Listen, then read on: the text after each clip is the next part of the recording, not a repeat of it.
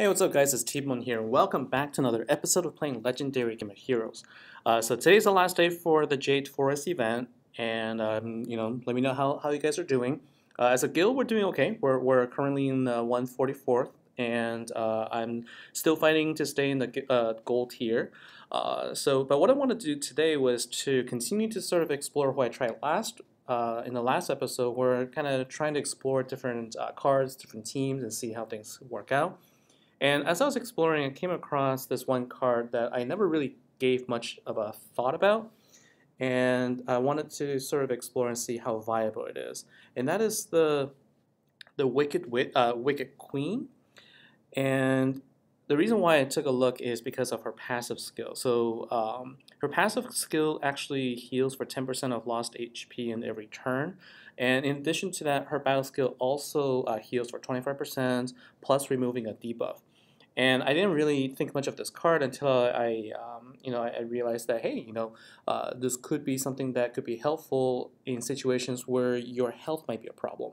And so I know that there are other cards that do similar things, but this is the only one I have in my, that I have available. So I'm going to use this to try and use her in different situations. I have already tried this deck out in a guild boss, and it's actually not too bad. So as you can see here, I only have two cards that are boosted in the health, and so my overall health isn't great.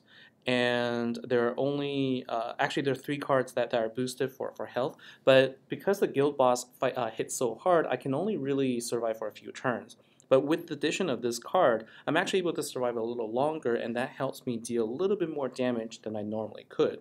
So let's go ahead and put this deck in, and let's see how this works out.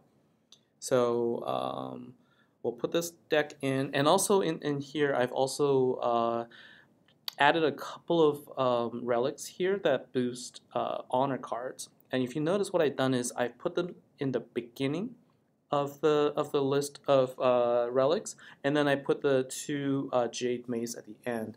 So when you put it in this order, what happens is the blue gems will get spawned first, followed by the light gems, and then the green gems will get created afterwards to compensate for some of the lost gems. And this also helps create just more damage overall for my cards. So let's go ahead and do a battle here. So I think this works well if you use the 3 keys. Okay, so let's go ahead and do 3 keys here. And let's see how this works out. So I also have my Minotaur here to dispel the gem silence. Okay, so you can see the blue followed by light, and now the green gems are placed. And I'm just going to go ahead and do this. So I'm using Hippolytus to help me create an additional gem here, and what I want to do is try and place them close to each other, and then now you'll see the boss will attack for most of my health, and then I gain a lot of it back, right? So you can see immediately in action. All right, so now I've got my power gems next to each other, and then I'm going to go ahead and use this skill.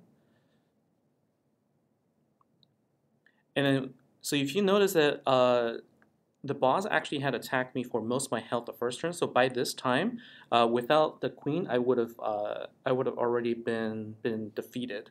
But instead, I'm able to survive long enough to do at least one more turn, and that's exactly what I'm going to do. In fact, I should be able to survive a couple more turns, and unfortunately, I lost my my power gem there. So what I'll do is actually gonna do one of this and just move this over for in case I don't get a chance. Yeah, so what I'll do is I'll just do this instead, just to get a little bit bonus. I mean, I couldn't get as much damage out of that compared to if I can match a couple of green gems, but you can see that I was able to survive longer, and in fact I have most of my health still because of the queen's passive ability. And how much damage I do? So 304 million with that that fight. So that is, with the guild boss. And one thing I wanted to try and do is to sort of see, like, well, given the similar deck, how will it work out in something like Guild Wars? So the thing that you can try and do is, I don't want to actually waste my Guild Wars fight on that, so instead I'm going to take a look at my guild mates, and actually what I can do is this. I'm going to take a look at let's take a look at the guild versus guild. It just started, so it just started yesterday, and hopefully you're doing well as well. So we'll go to battle now, and in here what I'll do is I'll take a look at my guild mates and see what I can do here. So I have, I'm curious about whether or not alacrity will affect Queen's ability, but let's go and fight against John for now. He does have a water unit, so what I'm going to do is go into John's team. So John Wisdom McCall, and no, that's my player profile, my mistake. Go to guild and take a look at John, and the way you can do this is you can do a skirmish. So you can take a look here and take a look at the guild versus guild defender team, and then go to practice. So now in my practice, I can now select my team that I want to bring in. So for now, I'm just going to use the similar team here, but I'm going to remove the Minotaur and swap him out for another honor hero. And let's do this. So let's go into an Earth honor hero, and I'm probably going to bring in my Hercules. All right. So now let's go ahead and battle and see whether or not this also works in a guild versus guild situation. It doesn't have the 5 times boost, so I'm only going to be getting the 10% health. So I'm curious how this is going to work. I'm also wondering if I'm going to end up getting one shot here. So it's just an experiment. So let's just see here. Okay. Now what is nice is I do have, I am protected against Thorn. Okay, so let's deal that, or this is Traitor. Alright, so you can see that this really only heals for 10% of the health, so you can see that this really isn't probably going to be as viable here. If I don't survive here, I'm probably going to lose in the next turn. So I'm just going to go ahead and use that right now, and let's just at least try and survive this fight here.